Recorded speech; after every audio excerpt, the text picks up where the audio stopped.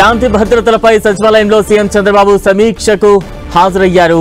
అయితే ఈ సమీక్షకు హోంమంత్రి అనిత, డీజీపీ హరీష్ కుమార్ గుప్తా కందుకూరు లక్ష్మీనాయుడు హత్యకు సంబంధించి తీవ్రంగా ఖండించారు. సీఎం ఈ ఘటన అమానుషం, అమానవీయమని చంద్రబాబు తీవ్రస్థాయిలో ఆగ్రహాన్ని వ్యక్తం చేశారు.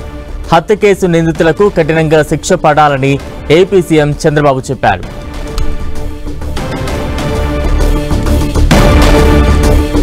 శాంతి భద్రతలపై సచివాలయంలో సీఎం చంద్రబాబు సమీక్ష నిర్వహించారు.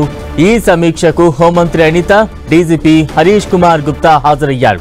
కందుకూరు లక్ష్మీనాయుడు హత్యను తీవ్రంగా ఖండించారు ఏపీ సీఎం చంద్రబాబు. ఈ ఘటన అమానుషమని, అమానవీయమంటూ కూడా తీవ్రస్థాయిలో మండిపడ్డారు. లక్ష్మీనాయుడు హత్య కేసు నిందితులకు కఠినంగా శిక్ష పడాలంటూ కూడా చంద్రబాబు చెప్పారు.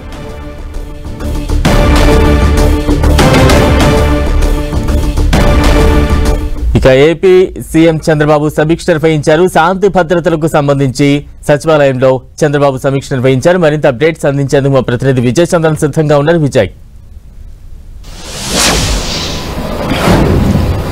ఈ కందుకూరులో జరిగినటువంటి గొడవ ఏదైతే ఉందో అది జనసేన, టీడీపీ మధ్య దాన్ని రచ్చ చేసే ప్రయత్నం జరిగిందని చెప్పేసి చంద్రబాబు నాయుడు భావించడం జరిగింది. మరొక వైపు ఇది కంబా కాపు కులాల మధ్య గొడవగా చిత్రీకరించే ప్రయత్నం జరుగుతుందనేటువంటి ఆరోపణలు కూడా విడి చేయడం జరిగింది. ఈ నేపథ్యంలో దీనికి సంబంధించినటువంటి ఎటువంటి సమస్యలు లేకోకుండా ఇరు వర్గాలను శాంతింపజేయాలని చెప్పేసి ప్రభుత్వం నిర్ణయం తీసుకోవడం జరిగింది. ఈ మేరకు చంద్రబాబు నాయుడు వెంటనే అక్కడికి మంత్రి నారాయణ, హోమ్ మినిస్టర్ అనితలను పంపించి బాధితులతో మాట్లాడడం అయితేనేమి, అంతేకాక జనసేన పార్టీ నాయకులు వెళ్లడం అయితేనేమి, ఇవన్నీ కూడాను అక్కడ బాధితులతో మాట్లాడి వాటికి న్యాయం చేస్తామని హామీ ఇవ్వడం జరిగింది. తర్వాత సీఎం చంద్రబాబు నాయుడు దీనికి సంబంధించి మంత్రి అనితతో కలిసి ఉన్నతాధికారులతో, పోలీసు అధికారులతో కలిసి సమీక్ష నిర్వహించడం జరిగింది.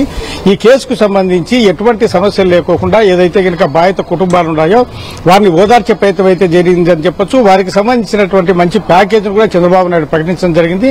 మృతుడు లక్ష్మీనాయుడు భార్య లక్ష్మి ఏదైతే ఉందో ఆమెతో పాటు గాయపడిన వారికి, వారి పిల్లలకి, వీరందరికీ కూడాను ఆర్థిక సహాయంతో పాటు వాళ్లకు వ్యవసాయ భూములు ఇచ్చే విధంగా ప్రభుత్వం నిర్ణయం తీసుకోవడం జరిగింది. అంతేకాకుండా ఒక ప్రత్యేక కోర్టును కూడా ఏర్పాటు చేసి, అంటే దీనికి సంబంధించినటువంటి వ్యవహారంలో ఒక ప్రత్యేక ట్రిబ్యునల్ ను ఏర్పాటు చేసి ఆ ట్రిబ్యునల్ లో దీనికి సంబంధించినటువంటి దర్యాప్తును అయితేనేమి, విచారణ అయితేనేమి వేగవంతం చేసేందుకు కోసం నిర్ణయం తీసుకోవాలని చెప్పి చంద్రబాబు నాయుడు ఆదేశాలు జారీ చేశాడు.